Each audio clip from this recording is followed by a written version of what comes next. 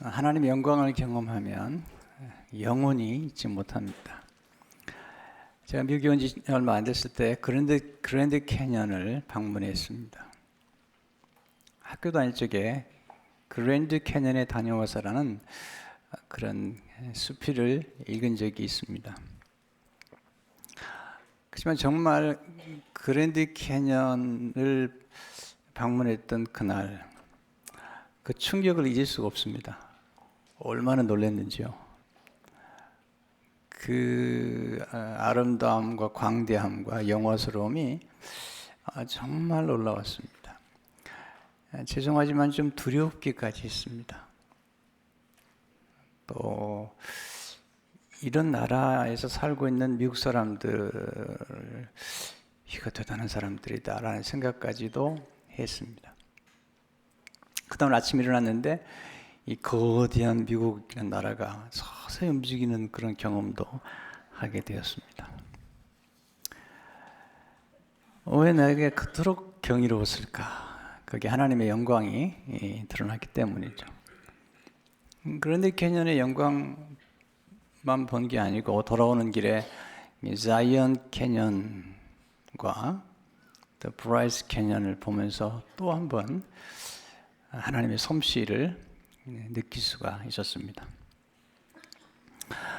그래서 돌아오는 길에 라스베가스에 들려서 그동안 받은 은혜를 다 까먹고 집으로 돌아왔습니다. 인간이 만든 게 얼마나 흉측한지, 얼마나 많은 사람들을 비참하게 만드는지. 네. 우리의 관심이 어디 있는지요?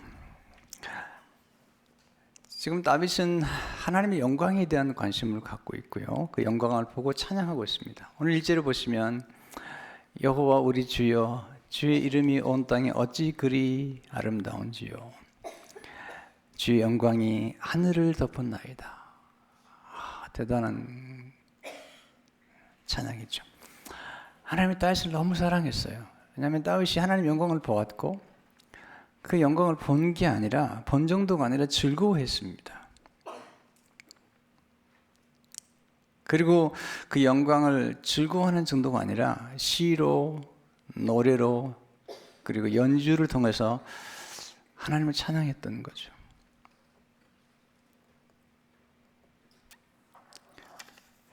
뭘 보십니까? 여행 가시면 뭘 보고 오시나이까? 어른들이 유럽 여행 다녀와서 뭘 보았냐고 그러니까 노란색 깃대만 보았다고. 길을 잃어버릴까 봐 깃발을 늘 보게 했어요. 그랬더니 다른 건 하나도 생각이 안 나고 깃발만 생각났다는데, 본다고 다 보는 게 아니잖아요. 하늘을 보고, 그리고 해와 달과 별을 보고, 그리고 사람들을 보면서도 뭘 보시는지요? 오늘 다윗은 하나님의 영광을 보고 그 영광의 하나님을 찬양하고 있습니다. 하나님 어떤 분이신지, 첫째, 하나님은 영광의 하나님이시다. 영어로우시다. 흉측하지 않으시다. 네. 시편 29편 3절을 보니까 영광의 하나님이 우리 소리를 내시니 영원한 많은 물 위에 계시도다. 본 거죠, 영광의 하나님을. 그 하나님은 성부와 성자와 성령 하나님이시죠. 성삼위 하나님이 함께 영광을 공유하시고 함께 누리시고 나누시고, 그리고 우리를 그 영광 가운데 교제하도록 초청했다는 것입니다. 첫째로 하나님 아버지가 영광의 아버지시다는 거죠. 에베소 1장 17절에 보면 영광의 아버지께서, 하나님은 영광의 아버지시다. 둘째로 하나님의 아들 예수님은 영광의 그리스도이시죠. 하나님의 아버지가 영광스럽기 때문에 그 아들도 영광스러운 거죠. 우리 DNA라는 게 있잖아요. 유전자라는 게 있는데 굉장히 중요한 것 같아요. 그게 부모의 유전자가 자녀에게 흘러내려가는 것을 보는데, 하나님의 아버지가 영광스럽기 때문에 아들도 영광스러우시죠. 요한복음 1장 14절을 보니까 우리가 그 영광을 보니 아버지의 독생자의 영광이요. 이게 보인다는 게 놀라운 거죠. 사탄은 하나님의 영광을 보지 못하게 해요.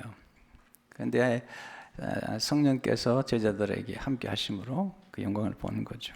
실제로 성령님은 영광의 영이시다. 베드로전서 4장 14절을 보게 되면 영광의 영, 곧 하나님의 영이 너희 위에 계심이라. 특별히 성령님은 영광스러운 하나님 아버지와 그리고 독생하신 예수님의 영광과 영광스러운 십자가의 고난을 이렇게 드러내시는 분이시죠.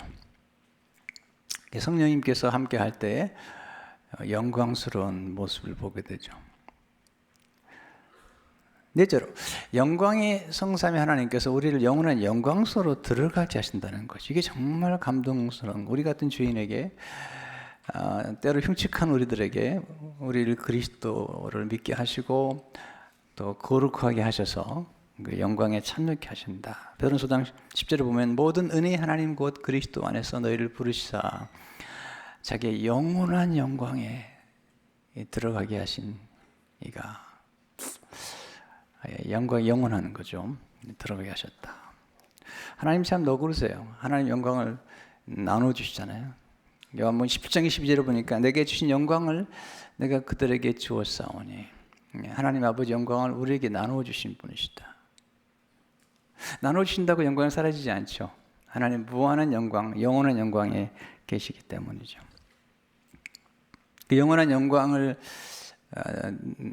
경험하게 되면 세상은 달라지기 시작하죠. 둘째로, 하나님 영광은 창조의 영광이시다. 모든 만물을 창조하신 창조의 솜씨에 담긴 영광. 다시 본 거죠. 오늘 3절에 보면 주의 손가락으로 만드신 주의 하늘과 주께서 베풀어 두신 달과 별들을 내가 보오니. 너무 놀라운 표현이죠. 시편 19편 1절에서 하늘이 하나님의 영광을 선포하고 보았어요. 하늘이 하나님의 영광을 선포하고 궁창이 그의 손으로 하신 일을 나타내는도다.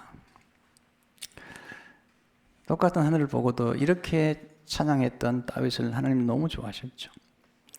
그는 이상한 언어를 보았습니다. 2절에 보면 날은 날에게 말하고 밤은 밤에게 지식을 전하니. 무슨 지식일까요? 하나님을 아는 지식을 전하는 거죠. 3절 4절에 보면 언어로도 없고 말씀도 없으며 들리는 소리도 없으나 그의 소리가 온 땅에 통하고 그의 말씀은 세상 끝까지 이르도다. 하나님이 해를 위하여 하늘에 장막을 베푸셨도다. 그건 정말 기가 막힌 상상력과 신비로운 언어를 가지고 그는 침묵의 언어, 고요함의 언어, 그 언어들을 지금 증거하고 있죠.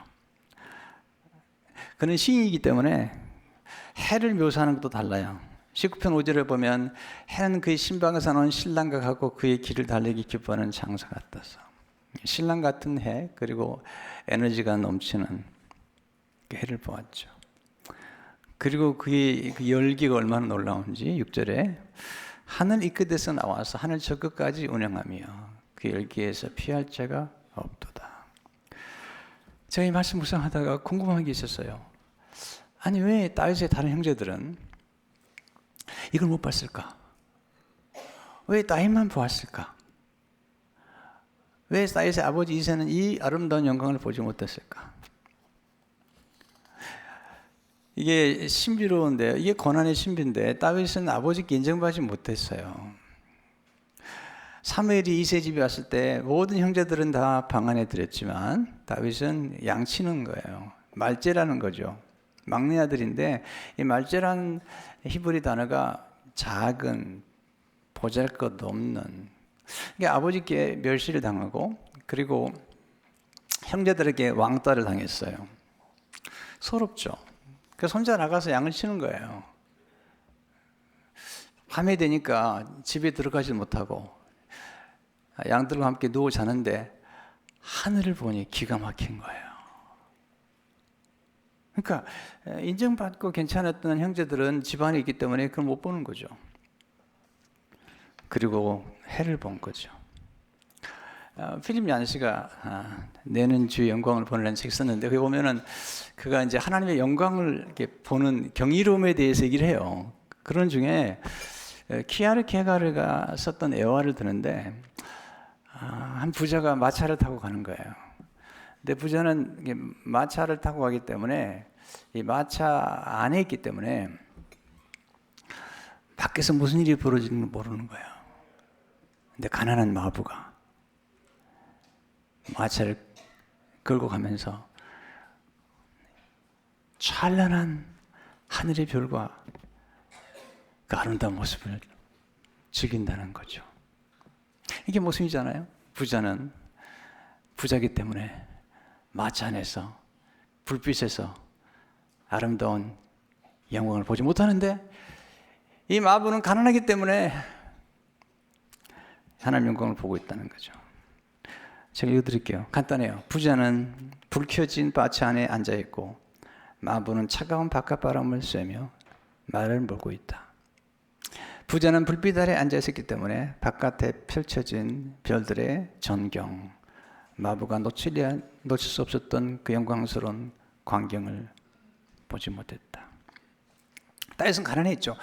나중에 그가 왕이 됐지만 다윗의 마음이 겸손하고 가난했기 때문에 그는 물질의 부유 앞에 그는 전혀 동요되지 않았어요. 전 다윗의 아름다움이 거기 있다고 생각해요. 그가 그렇게 부자였잖아요. 그러나 건강을 모두 하나님께 드렸어요. 그리고 그는 늘 가난한 마음으로, 그리고 하늘을 찬양하고 하늘에 있는 하나님을 찬양하고 늘 예배를 드렸다. 24시간 예배를 드리도록 만들었어요. 왜 그럴까요? 금과 은과는 비교할 수 없는 하나님의 영광을 보는 거죠. 요즘 가끔 이런 생각을 하죠. 과학이 발달했기 때문에 이제는 옛날에 노래했던 해와 달과 별들이 좀 과학적으로 보니까 좀 이상하다라고 생각하는 사람이 있을지 모르지만, 정말 과학이 발달했다면, 그리고 정말 과학의 지식을 가지고 있다면 이전보다 더 경배할 수밖에 없어요. 제가 최근에 잔 엘드리지가 쓴 산을 옮기는 기도라는 책을 읽다가 하나님이 만드신 자연과 우주가 얼마나 강대하고 얼마나 큰지, 이건 과학적 지식을 가지고 쓴 책이에요. 읽어드릴게요. 지구에 존재하는 모든 생명체는 태양에 의존한다. 천공에 달린 이 원자로는 표면 온도가 5,500도에 이른다.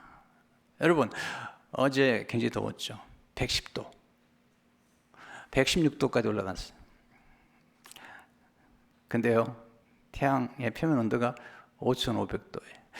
태양은 지구 100만 개 이상을 합쳐놓은 것보다 더 크다. 이 중력에서는 원자융합에 의해 수소가 헬륨으로 바뀌면서 측량이 어려운 에너지가 쏟아져 나온다. 태양 성공하는 화산 1,000만 개가 폭발하는 것보다 더 큰 에너지를 방출한다. 이 사실을 기억하라. 미안합니다. 은하계 하나에는 온갖 크기의 별들이 1,000억 개 이상 있다. 그리고 우주에는 수천억 개 정도의 은하계가 있다. 그래서 하나님께서 우리가 보는 것 같은 태양을 수천억 개, 1,000억 개 정도 만드셨다는 뜻이다. 오늘부터 세기 시작해도 죽을 때까지 못 산다. 하나님께서는 이 태양들의 매 순간 에너지를 공급하신다. 우리는 하나님이 아니에요. 어떤 미국 분이요, 이름을 바꾸러 갔어요. 무슨 이름으로 바꾸릴까요? 그랬더니 이분 너무 재밌어요. 자기 이름을 God, 하나님으로 해달라는 거죠. 하나님으로 해달라는 거죠.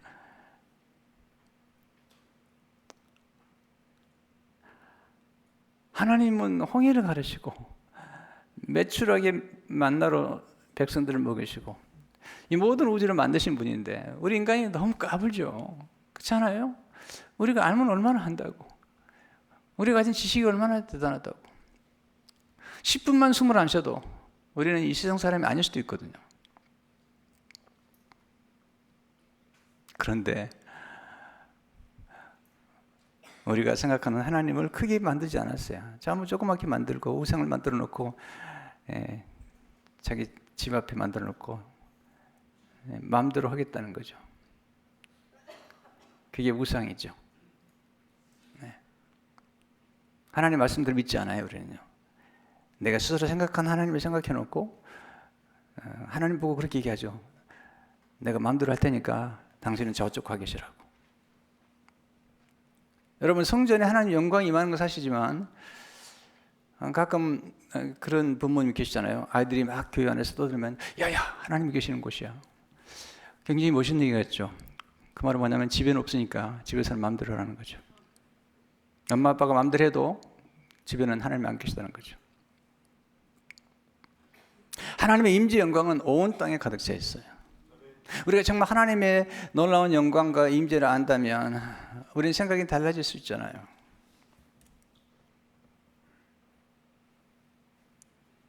우리는 하나님 너무 작게 생각하죠. 이 영광이라는 단어는 원래 무게란 단어죠. 위대함, 광대함 또는 풍요로움이란 단어예요. 또 거기에다가 아름다움이란 단어죠. 영광스러움은 흉측한 게 아니잖아요. 이제 다음 시간에 아름다움에 대한 말씀을 좀 준비하고 있어요. 영광과 아름다움은 연결되어 있지만 영광이라는 주제 하나만 다루기에도 가슴이 벅차가지고 한 30분 안에 다루기는 너무너무 힘들어요. 1년 해석해도 돼요. 하나님 영광에 대해서는 정말이에요. 근데 한 30분 안에 하나님 영광을 증거한다는 게 너무 한계를 느끼는 거죠.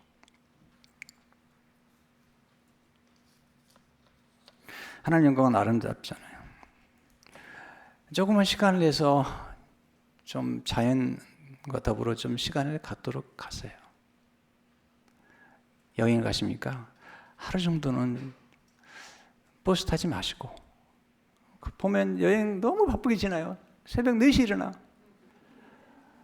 그리고 막 움직이는데 도대체 뭘 보고 싶나 모르겠어요. 너무 바쁘게 움직이는 거예요. 그냥 다녀오신 거죠. 거기서 하나님의 영광을 음미하고 조금 슬로우 다운 해가지고 조금 하나님의 영광을 좀 들여다볼 수 있는 시간을 가지면 좋겠어요. 여행 다니는 거 좋아해요. 여행 많이 다니셔도 괜찮아요. 근데 여행을 가서 뭘 생각하시는지, 뭘 보고 오시는지가 전 너무 궁금한 거예요. 다윗은 왕따를 당하고 그런 외로운 중에 하늘의 영광을 받고 거기서 그는 시인이 되었고 그는 연주자가 되었고 그리고 왕이 된 거죠. 왜 하나님께서 다윗을 보시니까 하나님을 아는 거예요. 하나님을 제대로 아는 거예요. 하나님을 인정하는 거예요. 하나님의 영광을 알아보는 거죠. 여러분 우리는 우리 자신을 누군가 조금만 알아봐줘도 또 심지어 우리가 쓴 글을 조금 알아봐줘도 얼마나 흥분한지 모르잖아요. 근데 하나님의 광대하신 하나님께서 하늘의 영광을 찬양하는 이 다윗을 보면서 너무 기뻐하고 계시는 거죠. 셋째로 하나님의 영광은 구속의 영광이라는 거죠. 다윗이 본 게 하나님께서 이 온대한 의주를 만드셨는데 사람을 또 기가 막히게 만들었다는 거죠. 사절을 보면 사람이 무엇이기에 주께서 그를 생각하시며 인재가 무엇이기에 주께서 그를 돌보시나이까. 그냥 본인이 경험하는 거예요. 그냥 본인이 경험한 거예요. 본인이 아버지에게 멸시당하고 형제들에게 왕따 당해가지고 그 광야에서 양을 치는데 하나님이 자기를 알아보신 거예요. 자기를 돌봐주신 거예요. 그리고 사울의 추적을 받아서 거의 10여 년 동안 유대 광야와 아들랑 불에서 그 고통을 받을 때 하나님이 그를 돌봐주신 거예요. 궁금한 거죠. 그리고 하나님께서 인간을 얼마나 아름답게 만들었는지 우리 인간 스스로가 너무 자기 자신을 망가뜨려 놨죠. 5절에 8절에 보면 이렇게 얘기하잖아요. 그를 하나님보다 조금 못하게 하시고, 이거 대단한 거예요. 하나님 형상을 따라 하나님보다 조금 못하게 하시고 영어와 정기로 관을 씌우셨나이다. 주의 손으로 만드신 것을 다스리게 하시고 만물을 그의 발 아래 두셨으니 이게 인간을 만드신 목적이에요. 모든 만물을 다스리게 하시고 그건 모든 소와 양과 들짐승이며 공중의 새와 바다의 물고기와 바닷길에 다니는 것입니다. 문제는 이렇게 놀라운 존재로 만들었는데 아담의 죄를 지음으로 그 놀라운 그 위치와 그리고 그 특권과 그 권세를 상실해 버린 거죠. 하나님은 우리 인간을 통해서 하나님의 영광을 드러내기 원하셨어요. 하나님 만드신 모든 만물을 맡기신 거죠. 근데 죄를 범함으로 그 죄가 우주에 영향을 끼쳤죠. R.C. 스프롤은 이렇게 말했어요. 죄는 우주적 반역이다.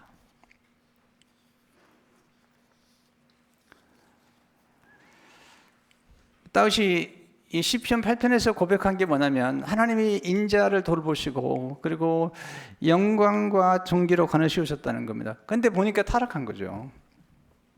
근데 놀라운 건 다윗이 시편 8편에서 기록하고 있는 인자는 히브리서 보니까 예수님이시라는 거죠. 첫 번째 아담이 범죄했기 때문에 타락했는데 마지막 아담이신 예수님께서 오셔서 우리를 구원하심으로 우리 인류를 구원하심으로 하나님께서 그의 아들 예수님께 영광과 존귀로 관하시우셨다. 근데 그 존귀로 관하시우신 것은 고난이라는 거죠. 히브리서 2장 9절을 보시면 오직 우리가 천사들보다 잠시 동안 못하게 하신 일본 자 곧 죽음의 고난 받으심으로 말미암아 영광과 존귀로 관하시우신 예수를 보니 이를 행하심은 하나님의 은혜로 말미암아 모든 사람을 위하여 죽음을 맛보려 하심이라. 우와! 시편 8편에서 지금 다윗이 찬양하는 그분이 사실은 자기도 아니고 예수 그리스도. 타락한 인간을 구원하심으로 고난 가운데서 영광과 존귀로 간을 쓰신 그 예수 그리스도. 그 예수님께서 모든 만물을 다시 한번 통치하시고 또 우리를 그 영광스러운 자를 이끌어 가신다. 히브리 2장 10절을 보게 되면 그러므로 만물이 그를 위하고 또한 그로 말미암은 이가 많은 아들들을 이끌어 우리를 많은 아들들과 딸들을 이끌어 영광에 들어가게 하신 이래 그들의 구원의 창시를 고난을 통하여 온전하게 하심이 합당하도다. 여기서 이제 다윗이 본 게 뭐냐면 영감 중에 본 거죠. 예수님이 오시게 되면 그 고난 가운데서 우리를 구원하시고 또 우리를 구원하심으로 하나님의 자녀들의 영광 가운데 이끌 걸 보는 것이죠. 제가 말씀을 또 묵상하고 또 묵상했어요. 정말 공부했어요. 다윗이 본 예수님의 영광은 뭘까? 다윗은 시편을 보게 되면 다윗은 예수님의 십자가의 죽으심과 그리고 부활과 그리고 재림을 본 거예요.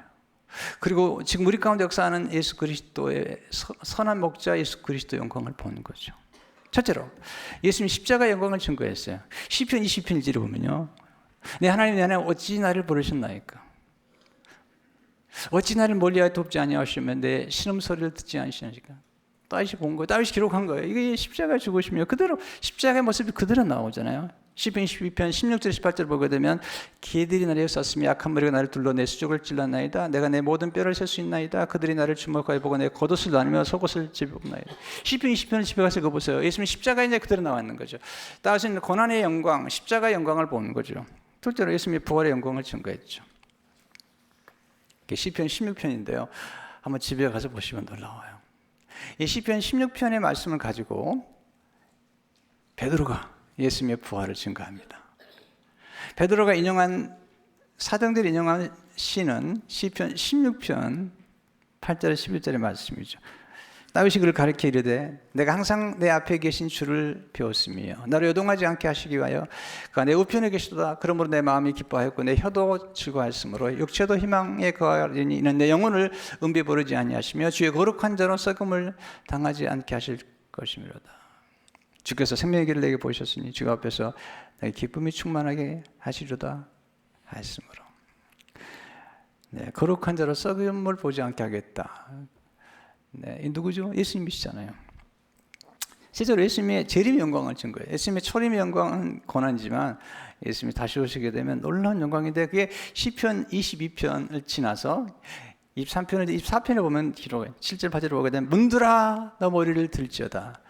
영원한 문들아 들지어다. 영광의 왕이 들어가시오다. 영광의 왕이 누구시냐? 강하고 능한 여호와시오. 전쟁에 능한 여호와시로다.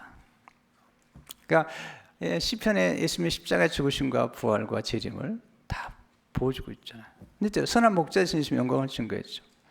시편 23편을 보게 되면 여호와는 나의 목자라고 말씀하시고 그리고 6절에 보면 내 평생에 선하심과 인자하심이 반드시 나를 따르니 내가 여호와의 집에 영원히 살리로다. 여호와 집이 왜 중요하죠? 여호와 집에는 여호와의 영광이 있잖아요. 여호와 임재가 있잖아요. 다윗이 경험하는 거죠. 여러분, 예수님께서 약속하셨잖아요. 내가 초소를 예비하러 가겠다. 그리고 다시 돌아와서 나 있는 곳에 너희도 있게 하게. 이게 이제 유대인의 풍습이에요. 유대인은 약혼을 먼저 해요. 약혼식을 먼저 치른 다음에 신부의 집에 가서 약혼식을 치른 다음에 신랑이 신부로 떠나갑니다. 그리고 1년을 보냅니다. 어떻게? 신부를 맞이할 집을 준비하는 거예요. 그리고 집을 준비하면 다시 돌아와서 신부를 데려가는 겁니다. 이게 이제 우리가 신부라는 거죠. 하나님이 우리를 신부로 삼으셨어요. 그래서 영광의 집에 들어간다는 거죠. 영광을 바라보는 정도가 아닙니다. 우리가 받은 축복은요. 이건 우리가 사실 복음을 잘 몰라서 그래요. 우리가 받은 예수 그리스도의 복음과 예수님의 영광을 정말 알고 그 뜻을 정말 안다면 우리는 흥분하지 않을 수 없고요. 복음을 증거하지 않을 수가 없는 거죠. 우리는 좋은 식품 하나만 만나도 그렇게 열심히 증거하더라고요. 좋은 미장만 하나 만나도 그렇게 열심히 증거하더라고요. 내 예수 그리스도의 복음을 너무 모르는 것 같아요.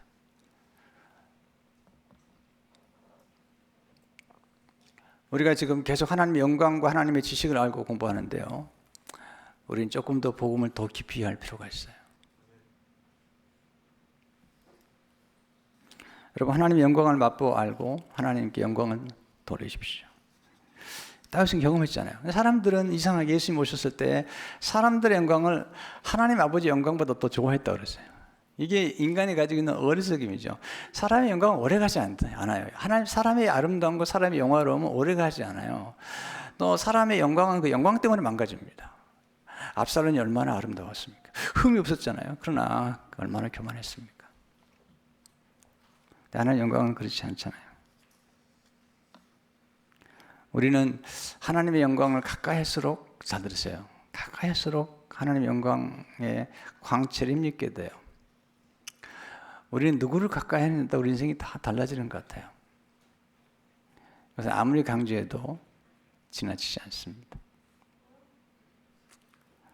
다윗은 하나님을 가까이 하니까 다윗에게 하나님 영광이 임하고, 모세가 하나님 가까이 했더니 그의 얼굴에 영광이 나타났잖아요. 시편 3.5절을 보니까 그들이 주를 앙망하고 광채를 내었으니 그들의 얼굴은 부끄럽지 아니하리로다. 주를 앙망했더니 광채가 났다.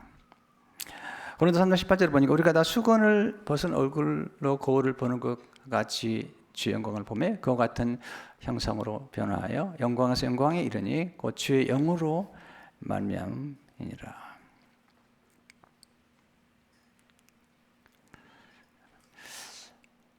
C.S. 루이스가 참 대단한 영문학자면서 기독교 변증가거든요. 인간은 불멸한다는 겁니다. 인간은 영원히 산다는 겁니다. 문제는 소름 끼치는 존재가 되어가지고 지옥에 살 것인지, 아니면 광채나는 영광스러운 모습을 가지고 천국에 살 것인지, 이게 중요하다는 거죠. 예수 믿는 사람만 영원히 사는 게 아닙니다. 예수 안 믿는 사람도 영원히 삽니다. 성경이 증거하고 있습니다. 다만 어디서 사느냐? 영원한 형벌 속에서. 여러분, 하나님의 임재의 영광이 없는 것은요, 그건 지옥입니다. 우리가 이 땅을 떠나면 끝나는 게 아닙니다. 우리는 알고 있잖아요. 예수 믿는 사람은 알고 있잖아요. 예수 믿지 않은 사람도 알고 있는 것 같아요. 왜 우리가 자녀들에게 정신적인 유산이나 영적인 유산이나 심지어는 어떤 유산을 넘겨주려고 그러죠? 우리에서 끝나는 게 아니라는 거예요. 우리는 뭔가 흔적을 남기고 싶은 거예요. 뭔가 우리는 넘겨주고 싶은 거예요. 만약에 우리 대에서 우리가 끝난다고 생각한다면 그렇지, 우리는 뭐 막 살 것 같아요. 여러분, 아브라함이 분명히 아브라함과 이삭과 야곱, 하나님께서 아브라함이 죽었을 때 이삭에게 복을 주잖아요.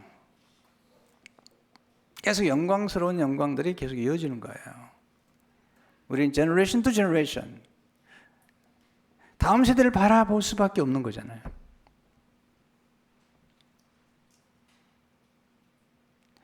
다윗이 그런 거잖아요. 다음 세대를 바라본 거죠. 하나님이 다윗이 성전을 짓겠다니까 넌 피를 많이 흘려서 안 된다.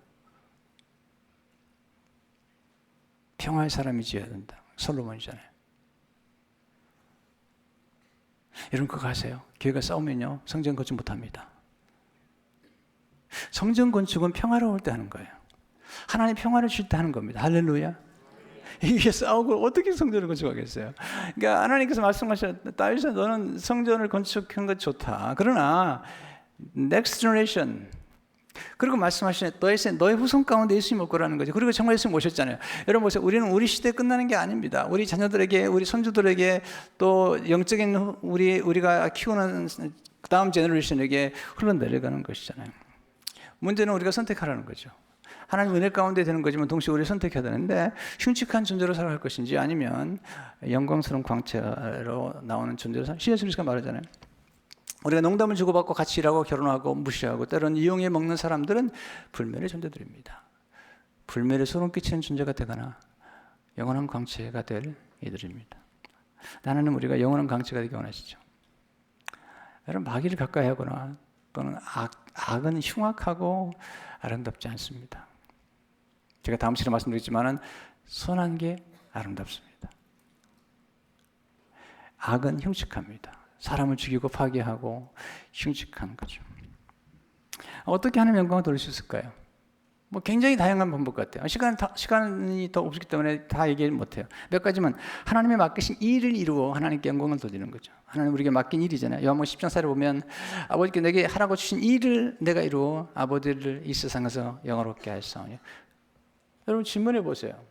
여러분 개인에게 주신 일이 뭘까요? 저는 늘 질문해요. 하나님이 나를 목회자로 부른 다음에 또 세상 비전교회를 이렇게 건축하기 시작한 다음에 내게 맡기신 일이 뭘까? 그 일을 이루는 것. 그게 이제 하나님께 영광을 돌리는. 또 하나님의 이름을 찬양함으로 하나님께 영광을 돌리는 게 중요해요.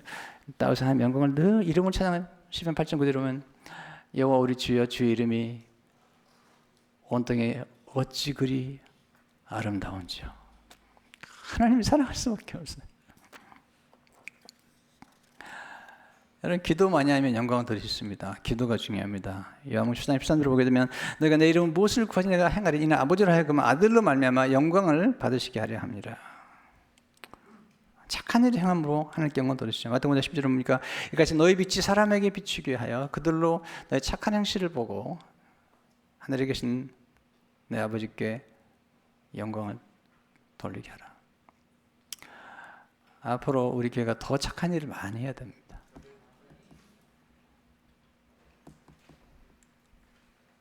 특별히 감사로 제사를 드려야 됩니다.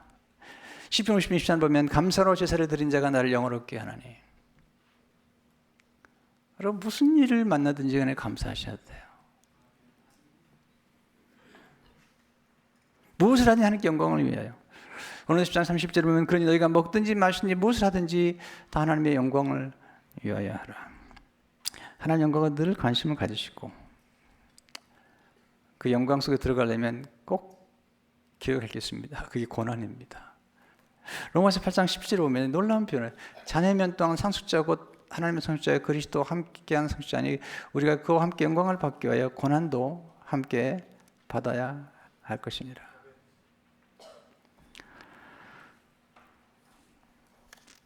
그랜드 캐니언에 다녀와서 하나님 영광을 받거든요. 헨리 나운이의 글을 나중에 읽게 됐습니다. 미국에서 목회하면서 헨리 나운이 뭐라고 그러냐면 그랜드 캐니언은 고난의 영광이다. 땅에 상처를 받았다. 예수님 십자가 영광이 고난의 영광이거든요. 상처가 큰 만큼 영광도 큰 거잖아요. 아프지 않으면 좋겠죠. 또 고통도 없으면 좋겠죠. 그러니까 다윗이 그 왕이 되었을 때도 그가 겸손하셨던 것은 그가 왕이 되었을 때도 여전히 그의 마음이 가난해서 하나님의 영광이 눈에 들어왔던 것은 고난 때문이잖아요. 여러분 고난과 고통과 질병과 또는 심지어는 왕따를 당하는 것들이 힘들긴 하지만 그러나 그런 외로움들이 하나님의 영광을 보게 한다는 거죠. 제가 오늘 목회자님이 글쓰기 가는 걸 썼는데요. 제 깊은 글은 다 저의 외로움에서 나옵니다. 제 고난과 상처, 아픔을 통해서 글이 나오는 것 같아요. 그게 신비죠. 주님의 영광이 뭘까요? 고난이죠. 십자가의 고난이 늘 주님의 영광이라고 말씀하셨거든요. 희생이 영광이라는 거죠. 나눔과 베품이 영광이라는 거죠.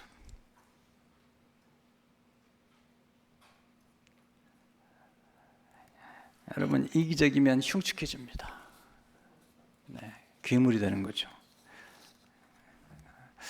우리는 탐욕스럽고 그리고 흉측한 괴물이 될 것인지, 아니면 예수님처럼 온유하고 겸손한 하나님께 늘 영광을 돌리는 사람이 될 것인지를 생각하면 좋겠습니다.